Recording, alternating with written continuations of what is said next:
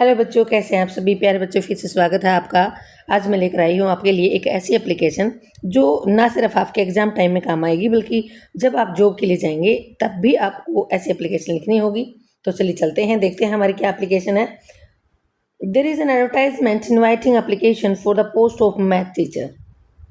आपके सामने एक एप्लीकेशन दी गई है। एडवर्टाइजमेंट क्या होता है बेटा? अखबार के अंदर न्यूज़ निकाल देना कि हमें मैथ्स टीचर चाहिए। In PM Shri government girls senior secondary school Jhajjar. ये आपको स्कूल का एड्रेस दिया गया है जहाँ पर इनको टीचर की जरूरत है। झज्जर आपकी सिटी है जहाँ पर स्कूल एग्जिस्ट करती है। Write your job application and resume to the principal applying for the advertised post. आपको क्या लिखना है बेटा? एप्लीकेशन लिखनी है और आपको रिज्यूमे भी साथ देना है। रिज्यूमे क्या होता है? जिसमें आप अपने बारे में डिटेल लिखेंगे कि आपकी क्या क्वालिफिकेशन है, कितना एक्सपीरियंस है, आपको सैलरी कितनी चाहिए, ये सब बातें। किसको लिखनी है आपको? प्रिंसिपल। आपको ये भी दे दिया कि लिखना किसे है। Applying for the advertise post. Advertise post जो आपके ऊपर दी गई है मैथ टीचर की। यू राम रिया सेक्टर 95A झज्जर। आपको सेंडर एड्रेस भी दे दिया कि लिखने वाला कौन है। अगर लड़का है तो राम लिखेंगे और लड़की है तो रिया होगा। क्लियर? 95 सेक्टर में आप रहते हैं, 95 सेक्टर ए में झज्जर। तो सबसे पहले क्या होता है, जैसे आप कहेंगे कि प्रिंसिपल को एप्लीकेशन लिखते हैं तब तो एड्रेस लिखना ही नहीं होता। नहीं बेटा, लिखना होता है क्योंकि आप जॉब के लिए ट्राई कर रहे हैं। You are not a student of that school, तो इसलिए आपको अपना एड्रेस देना होगा। तो एड्रेस नीचे आपको ये लाइन दी हुई है, नीचे वाली लास्ट लाइन, यही एड्रेस आपको यहाँ लिखना है। डेट वही होगी जिस दिन आप लिख रहे हैं।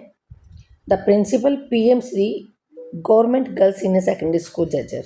ये आपको ऑलरेडी स्कूल का नाम बताया हुआ है।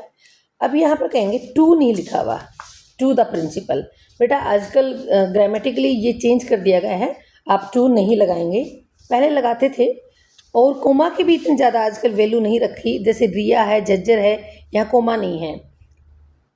पहले कोमा हर लाइन के बाद लगता था, लेकिन अब इतनी वैल्यूएबल नहीं है इनको, तो आप इनको स्किप कीजिए। सब्जेक्ट क्या है आपका? सब्जेक्ट ऑलरेडी ऊपर एप्लीकेशन जो लिखेंगे आप, वही आपका सब्जेक्ट होता है। Application for the post of math teacher. Clear है? रिस्पेक्टेड सर, अगर आपके सामने आपको पता है कि वो जेंट्स है तो आप सर लिखेंगे, और अगर लेडी है आपको पता चल जाता है कि वहाँ लेडी प्रिंसिपल है तो आप मैम लिखेंगे। ठीक है मैडम? अब आपको लिखना कैसे है, ये भी सेंटेंस आपको पता होने चाहिए, क्योंकि प्रॉपर वे में जब इम्प्रेसिव वे में लिखा जाता है तो बेटा उसका अलग ही इंप्रेशन पड़ता है। आपका लेवल का पता चलता है कि टीचर आप हैं और आप किस लेवल पे एग्जिस्ट करते हैं, तो उसी हिसाब से आपको लेटर लिखना होता है, सॉरी एप्लीकेशन लिखनी होती है। With reference to your advertisement, ये तो आप जरूर देंगे क्योंकि आपने पता कैसे चला आपको पोस्ट का? एडवर्टाइजमेंट से ही पता चला है। रेफरेंस में होता के द्वारा, एडवर्टाइजमेंट के द्वारा मुझे पता चला। I wish to offer myself as a candidate for the post of math teacher. मैं अपने आप को ऑफर करता हूँ, मीन्स मैं चाहता हूँ उस कैंडिडेट के रूप में आना आपके पास। किसके रूप में? मैथ टीचर के रूप में। I have completed my graduation in maths. आपने ये भी बताना है कि आपकी ग्रेजुएशन कैसे हुई थी। मैथ सब्जेक्ट था आपका, बीएड भी आपने की है। I have 10 years of teaching experience. 10 साल का आपने एक्सपीरियंस बता दिया। आई एम हार्ड वर्किंग, आपकी क्वालिटी तो बतानी पड़ेगी, उनको कैसे पता चलेगा? आप हार्ड वर्किंग हैं, कठोर मेहनत करते हैं, ऑनेस्ट भी हैं, ईमानदार भी हैं और इन्जॉय करते हैं। सबसे बड़ी बात है कि काम को कितना इंटरेस्ट से करता है। तो आप क्या इन्जॉय करते हैं बेटा? टीचिंग स्टूडेंट्स को पढ़ाने में इन्जॉय करते हैं। I focus on fostering. Fostering होता है बेटा, fostering a student friendly environment, create करना, पालन पोषण करना होता है वैसे फोस्टरिंग, लेकिन यहाँ पर सबसे ज़्यादा फोकस किस पे डालते हैं आप? स्टूडेंट्स को फ्रेंडली व्यवहार करते हैं उनके साथ, ऐसा वातावरण बनाते हैं कि स्टूडेंट्स को घुटन महसूस नहीं होती, वो डरते नहीं है टीचर से, मतलब प्यार से रहते हैं, अच्छे से स्मूथली पढ़ाई करवाने में की बात पे फोकस करते हैं ये। और फोस्टरिंग होता है बनाना, मजबूत बनाना। कैसा रिश्ता? स्टूडेंट फ्रेंडली इन्वायरमेंट क्रिएट करना, ताकि स्टूडेंट्स को डर ना लगे और फ्री होकर के, फ्री माइंड से वो टीचर से कोई भी क्वेश्चन करें जहाँ पर भी डाउट हो। Clear? I increase learning through interaction. Interaction होता है बेटा एक दूसरे से वार्तालाप करते हुए, मतलब एक दूसरे के बात सुनते हुए। इनोवेशन होता है नए विचारों के साथ, न्यू क्रिएटिविटी, डिसिप्लिन आपको पता है सबको, अनुशासन में रहते हुए। तो कहता है कि मैं इंकरेज करता हूँ ऐसे लर्निंग को जिसमें एक दूसरे का सहयोग करेंगे, विचार का आदान प्रदान करेंगे और नई विचारधारा होगी और डिसिप्लिन भी बना रहेगा। देखो, फ्रेंडली इन्वायरमेंट क्रिएट किया है, फिर भी डिसिप्लिन की वैल्यू स्कूल के अंदर, तभी बच्चे अच्छे से पढ़ सकते हैं। ये लाइन आपको ज़रूर याद करनी है, क्योंकि इस लाइन के अंदर वो वर्ड्स हैं जो आपको इम्प्रेसिव बनाएंगे कि रियल में आप अच्छे से जानते हैं कि एक एप्लीकेशन को कैसे लिखना है।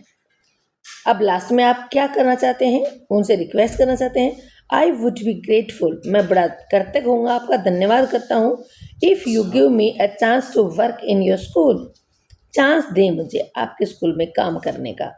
आई am attaching my resume for your kind consideration. I am attaching, मैं अटैच कर रहा हूँ, मतलब सारे मैं रिज्यूमे अपने या पेपर्स जो भी हैं मैं आपके साथ, आपको इस एप्लीकेशन के साथ अटैच करके दे रहा हूँ, फॉर योर काइंड कंसिडरेशन, ताकि आप उनको अच्छे से समझ सकें और मुझे ऑफर दे सकें काम करने का।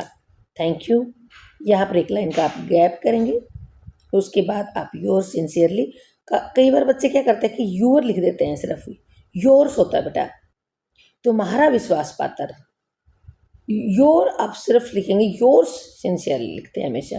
और रिया, ऊपर ऑलरेडी क्वेश्चन में दिया हुआ था कि आप रिया हैं।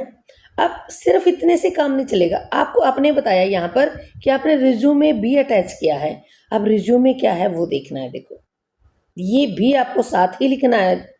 रिज्यूमे क्या है आपका ये याद करने की जरूरत नहीं बेटा, ये बड़ा आसान है। इसमें सिर्फ और सिर्फ आपके बारे में डिटेल बतानी है कि क्या लेवल है आपका, कहाँ क्या एड्रेस है। देखिए, रिया ऊपर नाम ऑलरेडी दिया हुआ है, आपका एड्रेस भी दिया हुआ है, आपके फ़ोन नंबर याद करने की जरूरत नहीं है, आपको ईमेल आईडी याद करने की जरूरत नहीं है, सब कुछ आपको पता होता है। उसके बाद गोल क्या है आपका, ये जरूर ध्यान रखें, to work as a teacher, यही आपका उद्देश्य है। Help students learn and grow, बच्चों की हेल्प करना ताकि वो सीख पाएँ और ग्रो कर पाएँ, आगे बढ़ पाएँ, ये आपका मेन गोल है। और यही एक टीचर का होता भी है बेटा, बच्चों की सहायता करना ही हमारा मकसद होता है और तभी बच्चे आगे बढ़ पाएंगे। एजुकेशन क्वालिफिकेशन तो बताने, क्योंकि आप जॉब के लिए जा रहे हैं तो उसके अकॉर्डिंग आपकी क्वालिफिकेशन आप बताएंगे। सबसे पहले 10th से शुरू कर दीजिए। आप बताइए कब पास की, कौन से बोर्ड से पास की, 12th कब पास की, कौन से बोर्ड से की, बीए कब पास की, या आप जरूरी नहीं आप बीए, आपने बीएससी भी की हो सकती है, बीकॉम भी की हो सकती है। यहाँ पर जो भी आपने क्वालिफिकेशन की है उसके साथ आप लिखेंगे। लेकिन मैथ टीचर के लिए जा रहे हैं तो बीकॉम में वहाँ एडिशनल आपके पास मैथ होना चाहिए। आपके पास मैथमेटिक्स का, अगर मैथ के टीचर के लिए जा रहे हो तो मैथमेटिक्स होना जरूरी है। एमडीयू रोहतक, बीएड आपने कहाँ से की है वो भी बताना है। एमए कहाँ से की है, मैथमेटिक्स में आपने एमए की है, सॉरी मैथमेटिक्स में जब एमए करते हैं तो इसको एमए नहीं कहते हैं। एक्सपीरियंस भी बताएंगे आपको, आपने कितना एक्सपीरियंस है, टीचिंग एक्सपीरियंस आपका कितना है वो भी बताना है आपको।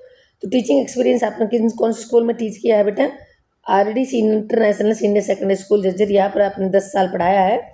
आपने पढ़ाया क्या है, मैथ्स पढ़ाया है, 9th to 12 पढ़ाया है आपने, ये भी बताना है। स्किल्स क्या आपकी, गुड कम्युनिकेशन, आप अच्छे से बातचीत करना जानते हैं। सबसे पहले एक टीचर के अंदर यही क्वालिटी होती है बेटा, उससे कम्युनिकेशन बहुत अच्छा से आता हो, बच्चों के साथ इंटरेक्शन बात करना अच्छे से आता हो, ताकि बच्चों की समस्या को समझ सके। क्लासरूम मैनेजमेंट जानता हो, वो कैसे क्लास को मैनेज करना है। मैनेज क्या होता है बेटा, संभालना उसको। बेसिक कंप्यूटर नॉलेज है, आजकल कंप्यूटर के बिना तो डिजिटल वर्ल्ड है, कंप्यूटर के बिना तो काम ही नहीं चल रहा है, तो ये नॉलेज तो सबको होनी चाहिए।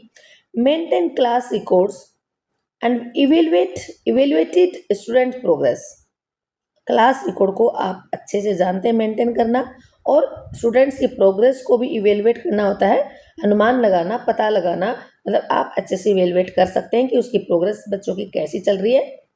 हॉबीज़ क्या है, लास्ट में अपनी हॉबी भी बता दीजिए। टीचर है तो रीडिंग हॉबी तो जरूर मिलेगी उसकी, और सबसे बड़ी जो हॉबी होती है वो हेल्पिंग स्टूडेंट्स होती है बेटा। एक टीचर के अंदर ये क्वालिटी होती है कि वो स्टूडेंट्स की हेल्प करे। क्रिएटिव राइटिंग ये भी जरूरी है, क्योंकि टीचर अगर क्रिएटिव राइटिंग नहीं जानेगा तो बच्चे को क्या सिखाएगा। ऑर्गेनाइजिंग एकेडमिक इवेंट्स, बिल्कुल बेटा, एकेडमिक इवेंट्स जो भी क्विज कंपटीशन होता है या प्ले वे मेथड में जो स्टडी होती है, कुछ भी होता है, उसमें ज़रूरी है टीचर के अंदर इक्वालिटी हो, तभी वो ऑर्गेनाइज करवा सकता है। तो ये आपने रिज्यूमे दिया। आप इसके अंदर सैलरी भी बता सकते हैं, अदरवाइज सैलरी एज पर जब आपका इंटरव्यू होता है वहाँ भी पूछ लिया जाता है, तो इसमें बताना ज़रूरी भी नहीं है। प्यारे बच्चों, मुझे उम्मीद है कि आपको ये एप्लीकेशन और रिज्यूमे बिल्कुल अच्छे से समझ में आया। फिर मिलते हैं अगली वीडियो में, बने रहिए मेरे साथ, स्वस्थ रहिए, मस्त रहिए। धन्यवाद।